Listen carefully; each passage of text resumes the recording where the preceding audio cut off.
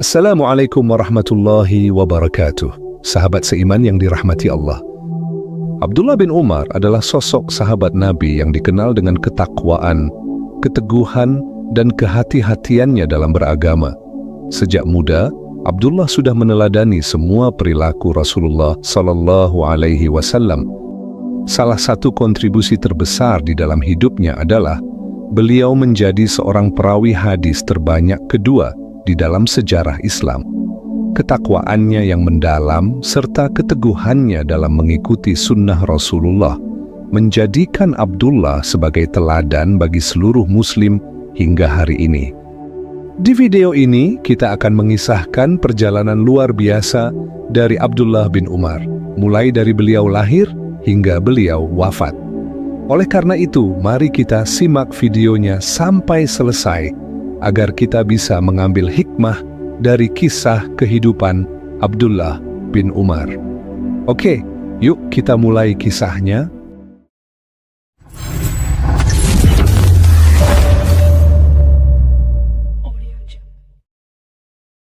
Abdullah bin Umar lahir pada tahun 610 Masehi, tepatnya 13 tahun sebelum hijrah. Ayahnya bernama Umar bin Khattab yang merupakan sahabat Nabi Muhammad sekaligus khalifah kedua di dalam Islam. Sedangkan ibunya bernama Zainab binti Maz'un yang juga berasal dari keluarga terhormat di suku Quraisy. Namun, meskipun beliau merupakan putra seorang khalifah, Abdullah tetap dikenal sebagai sosok yang sederhana, tawadhu, dan rendah hati, taat beribadah, hati-hati dalam berfatwa, dan selalu berpegang teguh pada sunnah. Itulah ciri khasnya.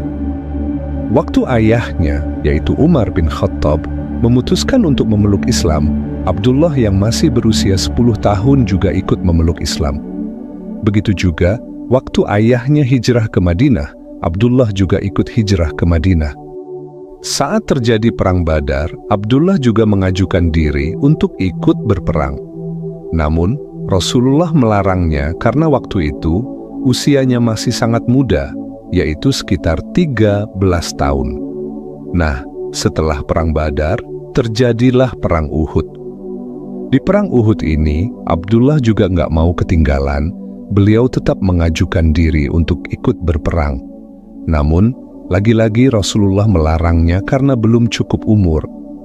Umur Abdullah waktu itu baru berusia sekitar 14 tahun. Akhirnya, di usia 15 tahun, Abdullah bin Umar baru diizinkan oleh Rasulullah untuk ikut berjihad. Perang pertama yang diikuti olehnya adalah Perang Khandaq. Saat dilakukan penggalian parit di sekitar kota Madinah sebagai strategi pertahanan kaum muslimin di Perang Khandaq, Abdullah juga ikut menggali parit tersebut. Dan yang kerennya adalah Abdullah melakukannya sambil berpuasa. Bayangkan sahabat seiman, baru umur 15 tahun, Abdullah bin Umar udah nunjukin keyakinan dan kesungguhannya untuk berjihad di jalan Allah. Kira-kira di zaman sekarang anak yang umur segitu lagi ngapain ya? Boro-boro berjihad di jalan Allah, yang ada lagi jihad nyusahin orang tua. Asik main game, push rank siang malam. Kalau kuota habis, pulang ke rumah tinggal minta uang sama orang tua. Beban keluarga banget kan? Ayolah, sekarang tuh bukan eranya nyusahin orang tua lagi. Saatnya bikin mereka tersenyum, bangga, dan ngerasain hasil dari perjuangan mereka. Salah satu kelebihan Abdullah bin Umar adalah menjadi perawi hadis nomor 2 paling banyak di dunia. Jumlah hadis yang diriwayatkan oleh Abdullah bin Umar adalah 2.630 hadis. Kok bisa Abdullah bin Umar meriwayatkan hadis sebanyak itu? Jadi gini, yang pertama, Abdullah bin Umar ini adalah anaknya dari Umar bin Khattab. Nah, karena beliau anak dari Sayyidina Umar bin Khattab, tentulah Abdullah belajar banyak kebaikan dari ayahnya. Yang kedua, Abdullah bin Umar punya kakak yang bernama Habsah. Habsah ini adalah salah satu istri Rasulullah Sallallahu Alaihi Wasallam. Nah, karena ayahnya adalah salah satu sahabat terdekat Nabi Muhammad, ditambah lagi dengan kakaknya adalah salah satu istri dari Rasulullah. Maka dari sinilah Abdullah bin Umar punya kedekatan yang sangat erat dengan Nabi Muhammad. Bahkan, beliau menjadi salah satu sahabat termudanya Nabi Muhammad sallallahu alaihi wasallam. Saking dekatnya Abdullah bin Umar dengan Rasulullah, kemanapun Nabi pergi, beliau selalu menemaninya. Dalam banyak kesempatan, Abdullah bin Umar selalu bersama Nabi sallallahu alaihi wasallam. Tapi nih sahabat seiman, Abdullah bin Umar nemenin Nabi itu bukan sekedar ikut-ikutan doang. Beliau benar-benar memperhatikan setiap gerak-gerik Rasulullah. Setelah itu, beliau akan menirunya dengan super teliti dan super detail. Bisa dibilang, kalau Rasulullah ngelakuin sesuatu, Abdullah langsung copy-paste kelakuan Rasulullah itu untuk dia amalkan di dalam hidupnya. Sebagai contoh, Rasulullah pernah melakukan salat di suatu tempat, maka Abdullah bin Umar juga salat di tempat yang sama. Suatu ketika, Rasulullah berdoa sambil berdiri, maka Abdullah pun berdoa sambil berdiri di tempat itu. Ketika di tempat lain Rasulullah berdoa sambil duduk, Abdullah pun berdoa di tempat itu sambil duduk. Bahkan sahabat seiman, saking detailnya Abdullah bin Umar ngikutin gerak-gerik Rasulullah, hal-hal yang kecil pun beliau ikuti. Misalnya, saat unta yang ditunggangi Rasulullah berputar di suatu tempat, sebelum beliau turun untuk melakukan salat 2 rakaat, Abdullah bin Umar pun ngelakuin hal yang sama saat melewati tempat itu. Setiap kali beliau melewati tempat tersebut, beliau muterin untanya dulu, barulah setelah itu beliau salat 2 rakaat. Padahal bisa jadi tuh unta muter dulu, cuman karena ngikutin nalurinya doang, untuk nyari tempat yang enak buat istirahat. Tapi bagi Abdullah bin Umar, itu bukan suatu kebetulan, itu adalah sunnah yang harus diikutin. Masya Allah, segitu detailnya loh. Nah, karena detailnya Ibnu Umar ini ngikutin tingkah laku Rasulullah, Sayyidah Aisyah pun berkata, tidak ada seorang pun yang mengikuti jejak-jejak Nabi di tempat persinggahan beliau, seperti yang dilakukan oleh Abdullah bin Umar. Hal ini juga beliau terapkan saat beliau meriwayatkan hadis dari Rasulullah. Saking hati-hatinya Abdullah bin Umar dalam meriwayatkan hadis Rasulullah, beliau sampai segan untuk membicarakan tentang Nabi Muhammad. Abdullah bin Umar tidak akan meriwayatkan suatu hadis, kecuali beliau benar-benar telah menghafal setiap kata dari hadis tersebut, serta huruf-hurufnya dengan satu persatu. Satu huruf pun tidak pernah beliau tambahkan ataupun beliau kurangkan. Alasan lainnya, penyebab riwayat hadis dari Abdullah bin Umar sangatlah banyak adalah karena usianya yang panjang. Sebagian ahli sejarah mengatakan bahwa usia Ibnu Umar mencapai 85 tahun. Dengan umur sepanjang itu, tentu banyak orang-orang yang belajar langsung dari beliau. Karena banyaknya murid yang belajar kepada beliau, hadis-hadis yang diketahui oleh Ibnu Umar pun terus disampaikan kepada murid-muridnya dalam jumlah yang begitu banyak.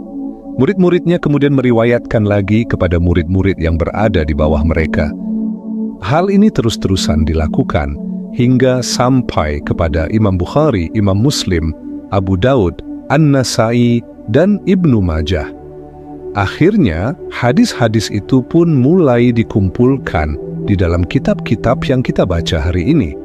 Jadi bisa disimpulkan kalau ilmu dari Ibnu Umar masih nyampe ke kita sampai dengan hari ini. Dalam memberikan fatwa, Abdullah bin Umar juga bersikap dengan sangat hati-hati. Pada suatu hari, seseorang mendatangi beliau untuk meminta fatwa. Setelah orang itu mengungkapkan pertanyaannya, Abdullah bin Umar pun menjawab, "Aku tidak mengetahui tentang masalah yang engkau tanyakan." Mendengar jawaban Ibnu Umar, laki-laki tadi pun pergi meninggalkannya. Abdullah bin Umar takut akan kesalahan dalam berijtihad. Padahal seorang yang berijtihad dengan ilmu, kalau dia salah dalam pendapatnya, maka dia akan mendapatkan 1 pahala. Jika dia benar dalam memberi pendapatnya, maka dia akan diberikan 2 pahala. Tapi karena sikap kehati-hatian Abdullah bin Umar dalam menghindari dosa, beliau pun memilih untuk tidak menjawabnya. Pernah suatu ketika Abdullah bin Umar dipanggil oleh Khalifah Utsman bin Affan dan memintanya untuk menduduki jabatan hakim. Akan tetapi, Abdullah bin Umar menolaknya. Khalifah Utsman pun kembali mendesaknya, tapi Ibnu Umar tetap bersikukuh dengan penolakannya. Melihat penolakan itu, Khalifah Utsman pun bertanya dengan tegas, "Apakah engkau menentangku?" Maka Abdullah bin Umar pun menjawab, "Tidak wahai Khalifah, hanya saja aku pernah mendengar bahwa hakim itu ada 3 macam. Pertama, hakim yang memutuskan suatu perkara tanpa ilmu, maka dia masuk neraka. Kedua, hakim yang memutuskan perkara menurut hawa nafsu, maka dia juga di neraka. Dan ketiga, hakim yang berijtihad, kemudian hasil ijtihadnya benar, maka dia pun mengambang, tidak berdosa dan tidak pula mendapatkan pahala. Karena itu dengan nama Allah, aku mohon kepadamu agar dibebaskan dari jabatan itu." Mendengar alasan dari Abdullah bin Umar, Khalifah Utsman pun menerima permohonannya dengan 1 syarat. Syaratnya adalah Abdullah tidak boleh menyampaikan kepada siapapun tentang alasan yang disampaikannya kepada Khalifah Utsman. Utsman khawatir jika orang-orang bertakwa dan saleh mengetahui alasan penolakan Ibnu Umar, mereka pasti akan mengikuti dan meniru langkahnya. Akibatnya, Utsman tidak akan menemukan orang bertakwa yang mau menjadi hakim. Padahal tugas kehakiman merupakan jabatan tertinggi dalam negara dan masyarakat. Jabatan tersebut menjamin kekayaan, pangkat, dan kebesaran bagi orang yang menjabatnya. Namun apalah artinya kekayaan, pangkat, dan kebesaran bagi Ibnu Umar? Saat Rasulullah masih hidup, Abdullah bin Umar pernah mengalami mimpi yang luar biasa. Nah, sekarang marilah kita dengarkan cerita tentang mimpi itu sesuai yang disampaikan oleh Abdullah bin Umar. "Saat itu, aku masih bujangan dan terbiasa tidur di masjid Nabi SAW. Suatu ketika, saat aku sedang tidur di masjid, aku bermimpi. Dalam mimpi itu, aku dibawa oleh 2 malaikat, lalu aku diperlihatkan neraka. Aku begitu terkejut, karena dalam mimpi itu aku benar-benar melihat neraka. Neraka itu seperti sebuah sumur yang memiliki tembok-tembok di sekelilingnya. Ada 2 tali yang biasa digunakan untuk menimba. Kemudian, aku melihat ke bawah, dan ternyata di sana aku melihat beberapa orang yang aku kenal. Saat itu, aku pun berkata, 'Ya Allah, aku mohon perlindungan kepadamu dari neraka. Aku mohon perlindungan kepadamu dari neraka. Aku mohon perlindungan kepadamu dari neraka.' Aku merasa sangat takut, hingga kemudian 2 malaikat itu berkata kepadaku, 'Tidak usah takut, tidak usah khawatir.' Setelah mimpi itu, aku pun menceritakannya kepada Hafsah, istri Rasulullah. Kenapa aku bercerita kepada Hafsah? Karena dia adalah saudariku. Akhirnya, Hafsah pun menceritakan mimpiku kepada Rasulullah SAW. Begitu Nabi mendengar mimpi yang kualami, beliau pun berkata, 'Sebaik-baik pemuda adalah Abdullah bin Umar, andaikan dia rajin salat malam.' Setelah mendengar takwil dari Nabi SAW, mulai hari itu, Ibnu Umar tidak pernah tidur malam kecuali hanya sedikit. Ia memaksimalkan waktunya untuk salat malam hingga akhir hayatnya. Selain rajin salat malam, Abdullah bin Umar juga sering melaksanakan haji. Dalam riwayat disampaikan bahwa Ibnu Umar sudah menunaikan haji sebanyak 60 kali, sedangkan umrahnya sudah beliau lakukan sebanyak 1000 kali sepanjang hidupnya. Jangan bayangin umrah zaman dulu tuh kayak umrah sekarang. Sekarang mah tinggal naik pesawat, hotel nyaman, full AC, dan nggak kepanasan. Dulu, waktu Ibnu Umar ke Mekah untuk melakukan umrah, beliau itu naik unta. Coba bayangin, jarak Madinah ke Mekah itu sekitar 500 sampai 600 kilometer. Dan perjalanan itu ditempuh cuma naik unta, bukan naik mobil ya, tapi unta. Sekarang aja, kalau naik mobil dari Madinah ke Mekah itu, ngabisin waktu sekitar 4-5 jam. Coba bayangin kalau naik unta, berapa lama itu? Gambarannya bisa kita ambil dari perjalanan Nabi dari Madinah ke Mekah. Waktu itu, dalam riwayat disampaikan, saat Nabi menempuh perjalanan dari Madinah ke Mekah, beliau menghabiskan waktu selama 8 hari. Katakanlah nggak sampai 8 hari. Kita bilang aja 5 hari sampai ke Mekah. 5 hari naik unta itu bukanlah hal yang mudah, sahabat seiman. Di sana pemandangannya bukan kayak di Indonesia. Waktu itu, yang ada di Arab, cuma padang pasir sejauh mata memandang. Siangnya luar biasa panas, malamnya dingin parah. Kebayangkan betapa luar biasanya perjuangan Ibnu Umar waktu itu. Dalam kisah lainnya disampaikan, Abdullah bin Umar ini juga termasuk sosok sahabat yang dermawan. Beliau berprofesi sebagai pedagang yang sukses dan berpenghasilan tinggi. Selain itu, beliau juga mendapatkan gaji yang cukup besar dari Baitul Mal. Tapi Ibnu Umar tidak pernah menyimpan gajinya itu untuk kepentingan pribadi, melainkan beliau kirimkan semuanya kepada kaum fakir miskin dan para pengemis. Ayyub bin Wa'il Ar-Rasibi menceritakan tentang satu dari sekian banyak kedermawanan Abdullah bin Umar. Pada suatu hari, Ibnu Umar mendapat 4.000 dirham dan 1 selimut. Pada hari berikutnya, Ayyub bin Wa'il melihat Ibnu Umar di pasar sedang membeli rumput untuk makanan binatang tunggangannya dengan berhutang.